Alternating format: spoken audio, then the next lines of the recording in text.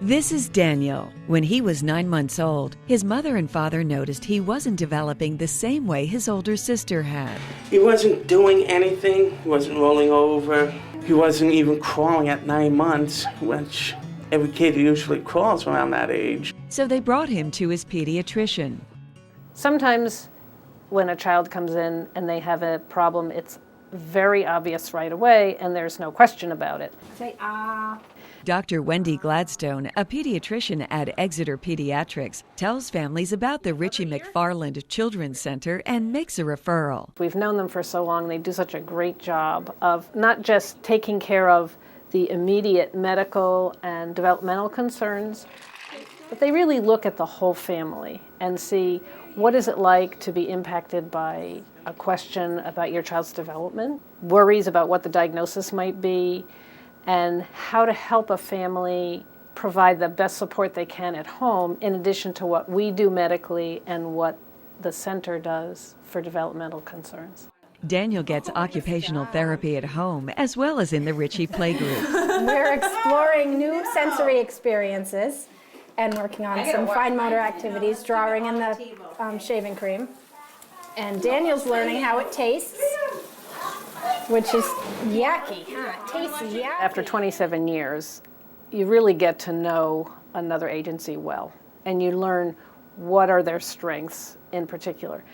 The Richie McFarland Center is not just focused on the narrow definition of what they're there for, which is to provide a service to children who need it.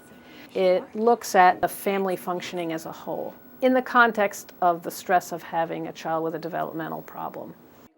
Developmental delays can happen for a number of reasons: family history, physical impairments such as vision or hearing loss, or medical conditions like cerebral palsy or Down syndrome. That was the case with Kathy's son, Ethan. We had little Ethan in December 2 years ago and didn't know that he had Down syndrome until the day after he was born, and it came as very much of a surprise to us. Ready? It's almost like we were in this dark tunnel when it started. And then there was a faint light at the end, and we knew it was going to be a hopeful thing. And then this hand came along and said, "We know what we're doing. Come with us. We'll work together. You know, tell us what you need. We'll tell you what we can provide for you." And that was so helpful for us. At that point, kind of some of the shock had died down and subsided, and we were just starting to love our little boy. He's very, very easy to love. Families come to us at a very vulnerable time. Peggy Small-Porter is the director of the Richie McFarland Children's Center. We've been in existence for 35 years, and we've delivered services to thousands of families. One of those families is the Sorensens. Their son Kyle was born prematurely at only 26 weeks. We're only here because of the early development that Kyle was able to get at those critical first years that gave him the opportunity to, in fact, get to where he is today. We're now reaping the benefits of him getting those early services and getting them at those critical early development age. We know that the services that we deliver are effective. There's lots of research to back that up. We know that we're pretty economical in our ability to make a difference. And our goal is to secure $500,000 in our endowment campaign to provide services to children who don't meet the eligibility criteria for subsidized services. So children who are only 20% delay or 25% delay that aren't eligible for early supports and services have nowhere to go if they don't have the resources to pay for therapy services.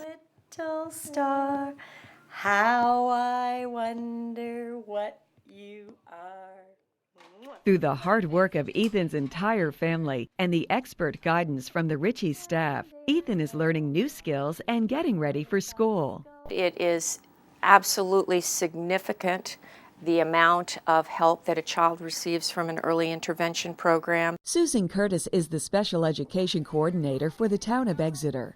When a child enters our program or comes here from early intervention, there is a significant difference. There's so much work that's already been done with the family.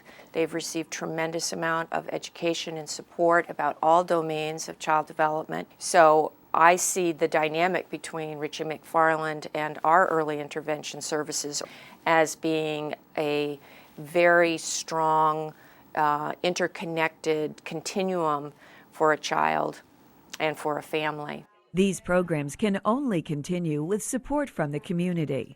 Professional investment advisor and longtime supporter of Richie McFarland, Lori Chandler understands the value of investing in Richie.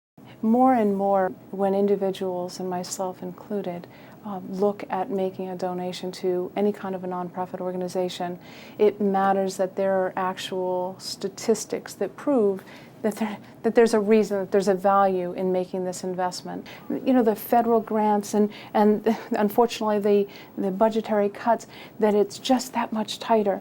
So seeing an organization that is so results-oriented, it's nice to be able to see that you're not only doing well for your community, but you're also seeing true statistical or tangible results, which I like to see as an investor. Early intervention to me is one of the most difficult areas to work in as a pediatric therapist. Joanne Brooks donates her time as a board member of Richie, and her employer, the Portsmouth Regional Hospital, donates as well. They identify areas that, help the community. And so, of course, when children are involved, it's a very important thing to all of us because that's our future. Few people understand the importance of building a brighter future for children and families than Miriam Stahl, longtime advocate and former director of the center. The earlier that we intervene in a child's life with the things that they need, the greater the possibility for that child reaching their potential. And so the thinking that you can take this up 2 years down the road when funding gets renewed is completely erroneous, because this child then is 2 years older.